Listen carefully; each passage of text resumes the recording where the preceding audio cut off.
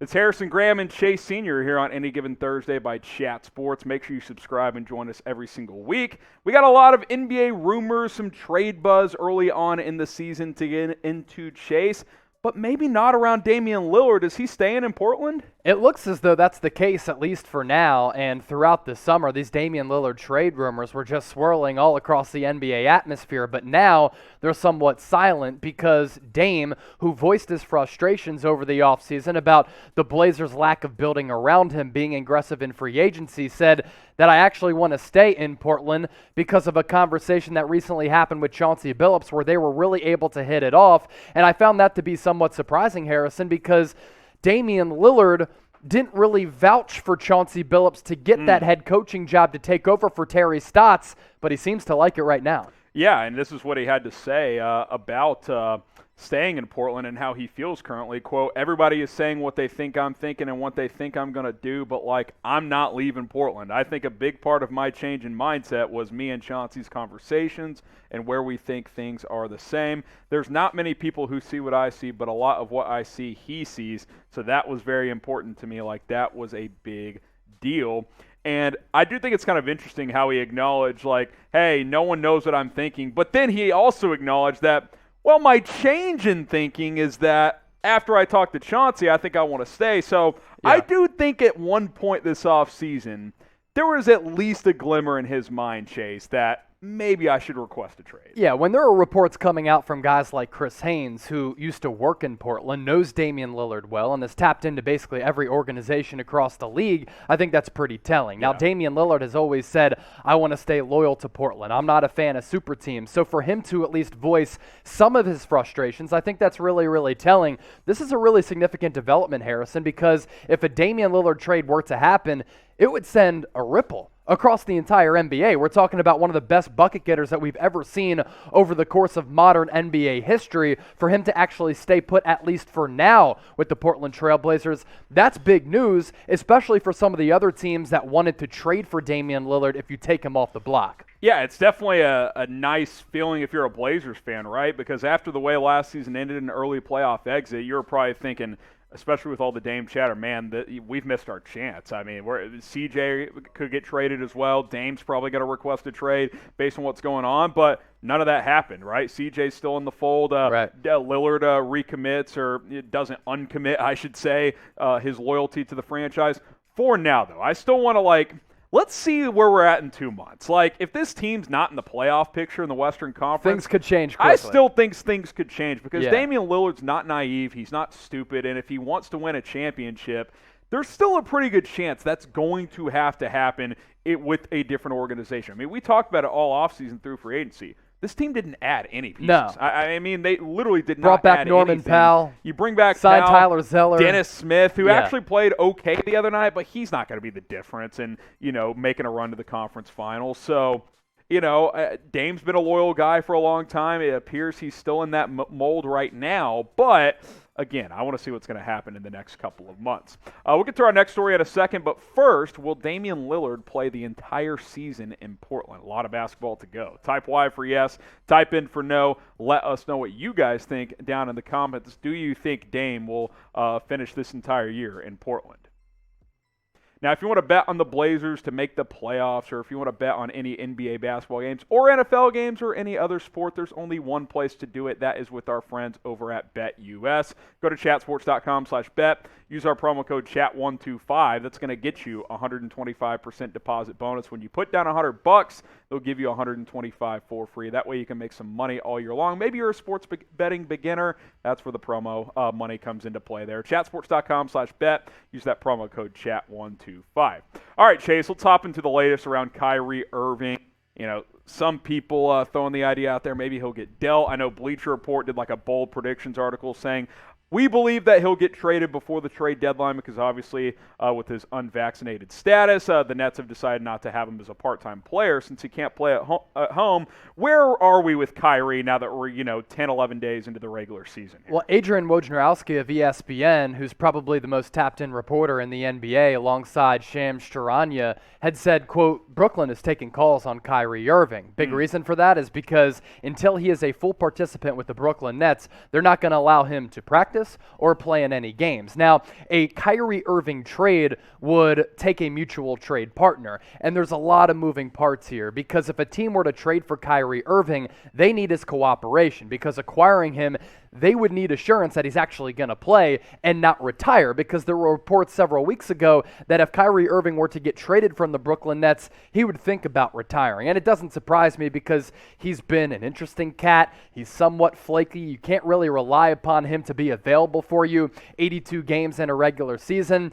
Here's what's significant for me with the Brooklyn Nets as a franchise and Kyrie Irving tied into it. It's the fact that Brooklyn has really struggled this year. With the new offensive rules now that don't allow players like James Harden to go to their rip-through moves or create space with the off elbow or get some of those ticky-tack fouls from the referees, his offensive game hasn't been the same. Now, I don't think James Harden is in the peakest form of shape, but his offensive game, because of the changing of those rules, hasn't been the same. Brooklyn has really struggled. I thought they were going to be able to survive without Kyrie because James Harden and KD are two of the best players of all time. That has not been the case. Something we'll continue to watch. Yeah, and just to kind of build on that point, Harden's quietly becoming a problem. I mean, he started out last season out of shape, especially with the Rockets, got into decent shape, but then had the injury issues down the stretch last year.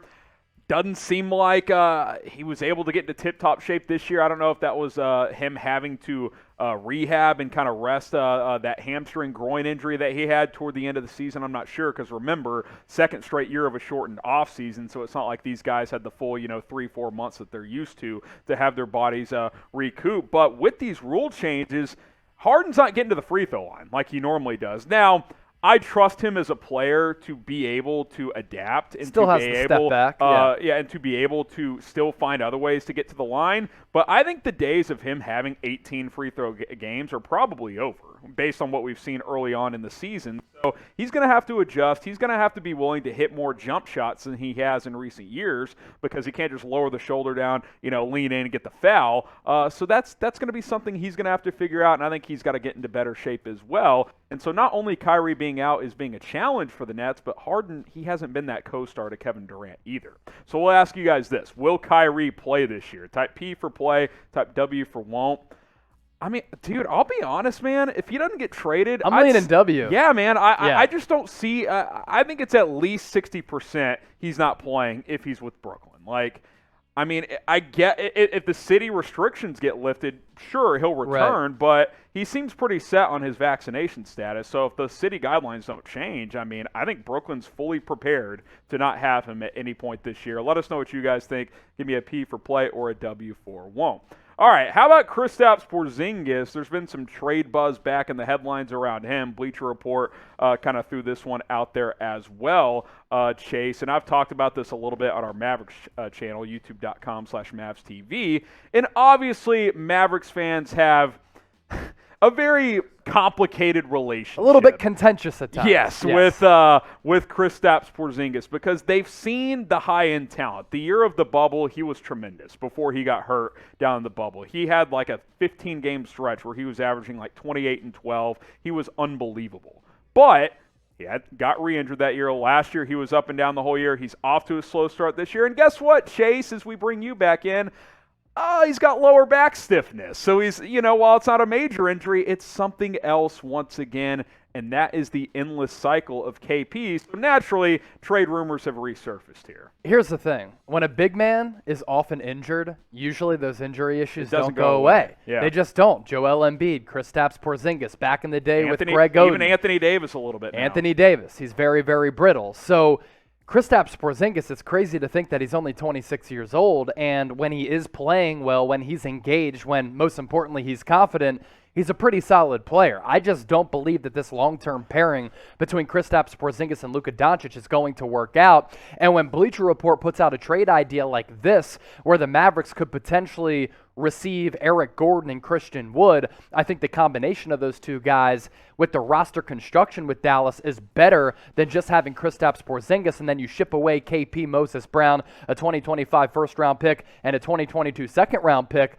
I'd be tempted to pull the trigger on a deal like that because I think Gordon is a floor spacer, very good shooter. Christian Wood, really talented big man. And let's be honest, is Wood as talented as KP? No, but he's more available and he's been more productive the last year and a half. I honestly might do this. Now, I don't love throwing the first-round pick in there, but it's 2025. It's kind of like, okay, are we is a pick 4 years from now the reason you're not going to make a trade? I don't really think so in the NBA. We know how NBA drafts go. They're a crapshoot anyway. And if you're Dallas, in 2025, you fully expect to be a contending team because Luka Doncic is fully into his prime at that point. And if you're not contending, well, you've got bigger issues at that point in time. So this trade package that we'll bring up again, and then we'll ask you who would win this trade, is fairly appealing because Christian Wood is instantly a 20-10 type of guy, and Eric Gordon, like you said, whether he starts or comes off the bench, can be a flamethrower at times offensively. So who would win this trade? Type M for the Mavs, type R for the Rockets.